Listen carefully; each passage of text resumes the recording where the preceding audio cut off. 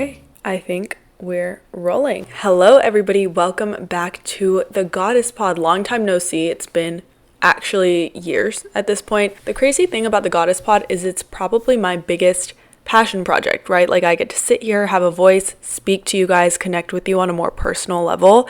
And I feel like this is the most me in terms of all the platforms that I'm on right now.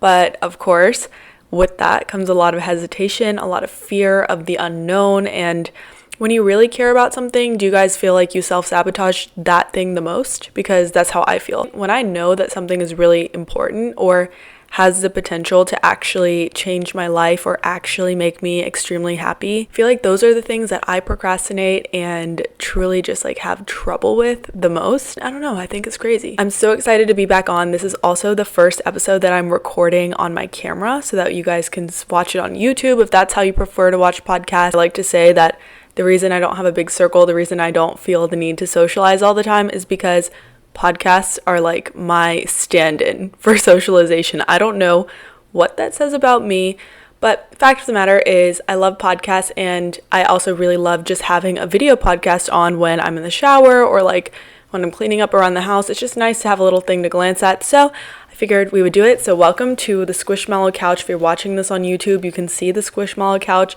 But in honor of this being the first video podcast and also this being the return to the Goddess Pod in my non-emo era, and ever since I've been in this new space and just, seeing my family this summer and all of that, I genuinely feel like happy again. I feel alive. I feel excited to be just like living life. And I can tell you for a fact that was not the case for the past 2 years or so. I would be not excited to go to the grocery store. Like it would feel like a chore. Brushing my teeth felt like a chore.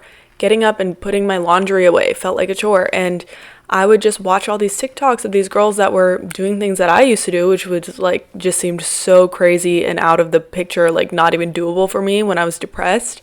And another thing about me is like I've had several eras of depression in my life, and I just need to get help. Like that's the truth of it. I definitely have depression and have had it for a really, really long time, but that's a different story. Maybe we'll touch on that later in this episode. Maybe we'll touch on that later in the Goddess Pod. But regardless, I was really struggling, and the concept of like getting up and taking myself on a date, going on a picnic, going to the farmer's market, these things felt so far out of my reality and realm of possibilities. Like I can't even explain that to you, how like spending time doing something like that, like laying out in the sun, participating in any sort of self-care, just didn't feel like something that was realistic for me. So I am very, very glad that I took a break from the Goddess Pod, because something about this platform in particular also just feels like so much more raw and transparent. Like I can't filter it. This is my voice. This is me, what I think. And I think that is just a very vulnerable position. So with that being said, it makes sense that I didn't really feel motivated or comfortable sharing when I was going through a bad period of my life.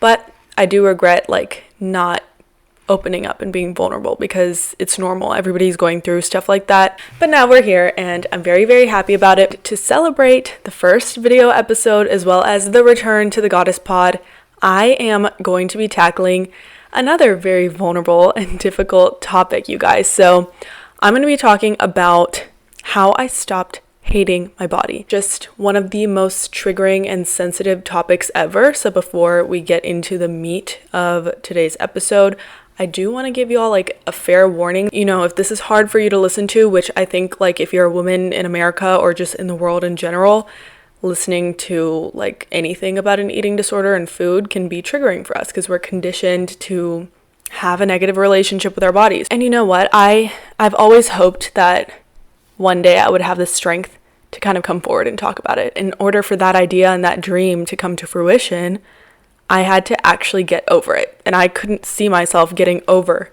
the insecurity, the eating disorder. So I'm very grateful to say that now I'm in a place where I feel like I can talk about it, and where I feel like I can be a positive voice to those of you who are going through it. We all have our days, we all have our insecure periods. So I think this will be a really special episode if you can relate, if you can't relate. And also it's just like, even if you've never had an eating disorder or you've never felt like some type of way about your body, first of all, who are you? Like, how do you exist? I don't think I know anybody who just feels super confident in their body all the time. You can be the most mentally strong person ever and hate your body and hate how you look. A lot of ground to cover here. We're gonna delve into all of it, but y'all that have been here for a while know that we have a couple of traditions on the Goddess Pod. I'm gonna stick to the intro and we're gonna go over my high, not so high, and favorite of the week before we jump into it. Starting out with my high of the week, you guys, I went to get like a women's health checkup. I just haven't done that in a while, and if y'all are not keeping up with your checkups and appointments, please do so, because it's so important to make sure that we are managing our health and being preventative rather than reactive. Yeah, I went to the doctor and she was like, girl, like you need to be consuming more probiotics. I'm so lucky and blessed to come from a family where my mom cooked like 3 times a day, like home cooked meals, hot food. I did not appreciate that until I moved out. But when I lived at home, I was eating a lot of Indian food, which is highly probiotic. Like we eat a lot of yogurt, we have a lot of pickled items, things like that. Ever since I moved out on my own and I just kind of have this more busy, active schedule, it is difficult for me to eat like balanced meals sometimes. And we're going to talk about this because even though I am like happy with my body and my health right now, I still do have some like negative habits and patterns that I need to break. Living on my own, I just found that I wasn't eating as much like yogurt or anything probiotic really. Like when I really look at my diet, what is in there that's probiotic? So I ran to H Mart. This is like one of the greatest experiences of my week because I used to go to H Mart a lot growing up. We would actually go to the one in Virginia every time we visited my aunt. So I just have like these vivid memories of H Mart and like the Jell-O containers with all the little jellies. If you know, you know. But I was just like kind of reliving my childhood, healing my inner child. I was buying all this like Hello Kitty packaging shit. And I don't know, it was just very healing for me. And whenever I do something new on my own like that, it just makes me happy with being an adult. I'm like, wow. Like you're grown, you're buying whatever you want, you're curating and romanticizing your life the way you want to. My not so high of the week, oh, you guys, you know at the end of the year when you have to renew your registration, your insurance and everything for your car, it's not that it's that hard, it's just since I recently moved, it's just been a hassle. In my mind, I have so many things that I want to do in a day and I hate just having to add those to the list, but that is adulting, so it is what it is. So my favorite of the week is going to be kind of uncharacteristic of me, but I have been loving reality TV on Netflix. You guys know this already. I'm a 0 or 100 person. I usually don't watch TV at all. This time of year when things are winding down, I feel like October to December, I watch all of my TV content for the year. I think that the best reality TV show on Netflix right now is The Mole, the new season.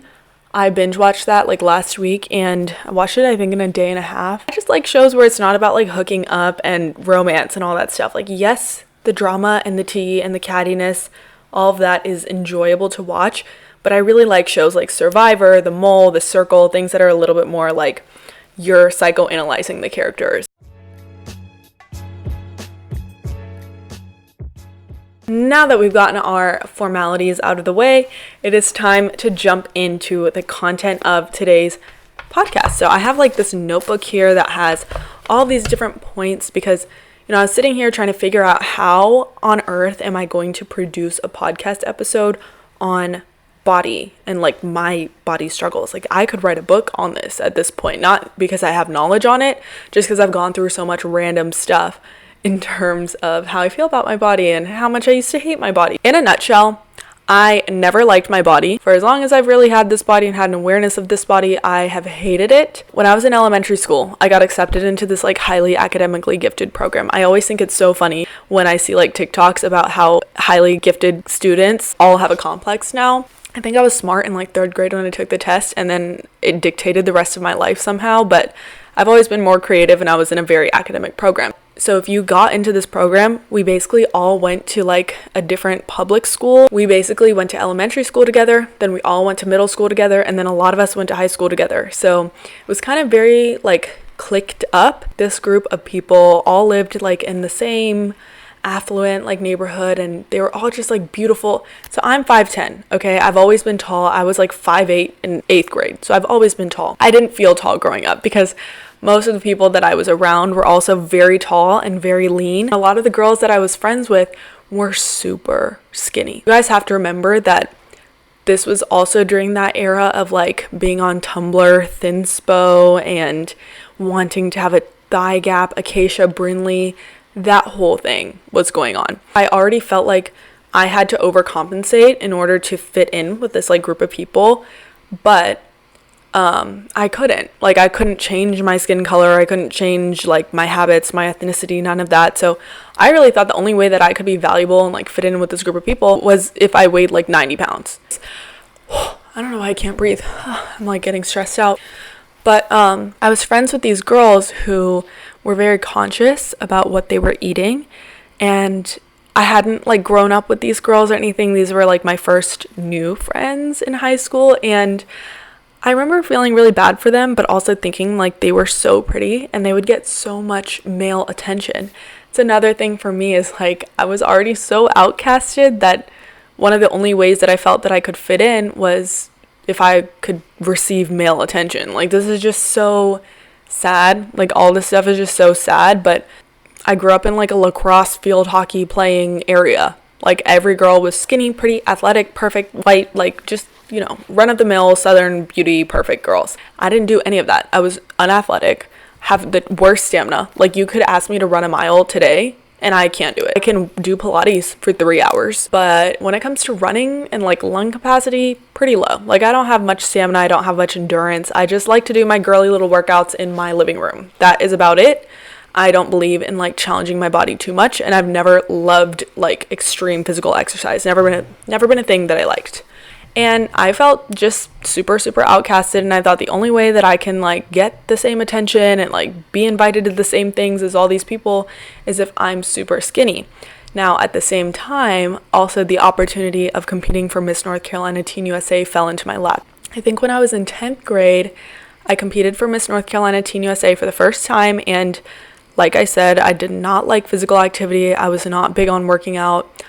At this point, I'm starving myself. Like, when I tell you guys, I don't think anybody that went to high school with me ever saw me actually eat. I was embarrassed to eat in front of people, and I would make it like my personality to have like one grape all day. You know, the calorie counting apps, I used to do that, and I would like mentally make my limit 200 calories a day. Different people thrive in different environments. For a majority of my life in North Carolina and growing up, I felt very depressed in a lot of ways, and that would sort of manifest itself into my room. So I was a total hoarder. I just kind of had a bunch of random stuff all over the place. It was extremely disorganized. The disorganization in my environment made my mind feel very disorganized. The only place that I think I really felt I had control was getting the 200 calories a day. When you go to college and you move into a new apartment, you know, you're forced to part with a lot of material things. So my environment was very clean and minimalistic. I felt like I was in a space that was very conducive to who I am. And it's amazing how that helped me declutter my mind and then eventually declutter all of this repressed anxiety that I had around food and how much I hated my body. Once I felt like my environment was clean and pristine, I felt motivated to go work out. I felt motivated to eat healthy foods, to try new recipes every single week. So, you know, obviously there's not a fix-all for everything. This is still like years of growth. I would still get triggered by certain comments about my body and my weight, or I couldn't read certain magazines. My biggest goal growing up was always to be a Victoria's Secret angel, and in my mind I was always like, I'm doing all of this now, like I can finally be a Victoria's Secret angel because I'm losing weight and I'm da-da-da-da-da. So there was still a lot of unhealthiness beneath it, and I think, you know, you have to look inwards when it comes to your relationship with your body. There comes a point where you just have to turn off all of that external stuff. Sometimes you just have to look around at what is going on in society. These fads when it comes to your body and how you should look, like TikTok being weird and romanticizing certain tiny features on everyone's face. Like, it's just the strangest thing. So once you sort of wake up and gain that consciousness that your body is just a vessel that is taking care of you, that your soul resides in, like, you are not your body at all. you know? We talk about this all the time. Your body is like a skin suit that you live in. And eventually you will transcend this body and live in whatever it is that you believe, whether that's heaven, whether you're circulating, ruminating the universe, or you reincarnate into a new skin suit, who knows? At the end of the day, I think when I started to realize how commodified a woman's body is and how I was giving power to that. During Miss North Carolina, I pretty much took myself out of the running for having the best body. So I had to focus on becoming the most emotionally strong and mentally strong candidate. And through that, I healed a lot of my like body issues. And I think I grew up really fast too. Like I was really observing these environments I was in. I was really observing the behavior of different contestants and seeing how negatively all of this pressure can affect people. So I was exposed to that at a really young age, and I was held to like this really high pressure standard. But my parents never said anything or made any comments to make me feel this way. These were all pressures that came from me and myself and like other people's parents and like other characters in my life. My family was always just very supportive. They just want me to be healthy. You could be the most wealthy person with the most status and have everything you've ever wanted in life, but once your health deteriorates, none of that is worth anything. Now let's fast forward to where I am today. When the pandemic hit, I lived at home. I had about a semester left because I graduated 1 year early. And in the past, I feel like that would have terrified me because I correlated going home with gaining weight. I went home and I was eating Indian food 3 times a day. I was getting, all this amazing food and amazing treatment, getting to spend time with my family and not having to pay for groceries. Like I could tell my mom to buy these ingredients so that I can cook a healthy meal for myself and my family. It was just a really good place for me. And I was eating everything that I wanted to. And at the same time, because you guys know, like I'm pretty new to social media. I've only been doing this for like 2 years at this point, and seriously for like a year. I started getting these opportunities to travel with brands and do photo shoots and things like that. And like once my social media started to pick up, I would go through little spurts where I guess I kind of felt less secure about my body. Like I would look at pictures of myself and be like, girl, you don't really, like, it's not looking that good anymore. My entire life, I've been like, oh my God, like, I want to be skinny, I want to be skinny, I want to be rail thin, I want to look like a Victoria's Secret angel. The weirdest things started happening to me, like, this year, because, and just, like, full disclosure, like, I would not say any of this anywhere else, but just, like, whatever, we're on this podcast, I'm going to be very open and honest with you guys about where I am, and also, like, those of you that listen to the Goddess Pod actually know me better than, like, the people in my life. So just, like, okay, we're best friends and I'm talking and I'm telling you like details. I've been experiencing like a little bit of body discomfort again, I guess. Weird because for the first time in my life, I'm insecure about the fact that I can't gain weight. This is just superficial, like just sitting here and saying this makes me feel like the biggest idiot on planet Earth, but we're all insecure about something. But what I notice is when I start to put my value into like certain physical features, for me and my body and my confidence, I feel that the healthier my mindset is about food and about my body, like actually my body will manifest that and look better. When I start to convince myself really negative things about how certain parts of my body look, I will literally notice that those parts of my body start to look worse. It's like I'll look at my face and I'm like, God, like you really do have like a terrible face. And like your nose is actually really ugly and like you're actually ugly. Once I convince myself of that for a few days, I will notice that like my glow starts to go away. I'm asked so many questions about my body and what I eat and my rules that I have for myself. I don't have rules. I drink milk, like I drink dairy. I do everything that people are afraid of these days. But the fact of the matter is your mind, your body, and your soul are connected. The healthier of a relationship you have with each of those aspects, you just glow. Like you just carry yourself in a certain way. There's no ideal body type. There is an ideal mindset. That ideal mindset is being grateful for the body that we have, being grateful for the way that it works for us, provides for us, takes care of us. I found that the biggest secret for me to get over my eating disorders and to get over the concept of comparing myself to other women, getting over all of that truly only comes from me coming to the conclusion that I just have to be grateful for what I was given. Putting it all into the world of gratitude. Like, I just had to start being grateful for this body that I had, being grateful for the food that I was able to purchase and eat, being grateful that I have enough spare time to look up a fun recipe on Pinterest that's healthy and make it and eat it.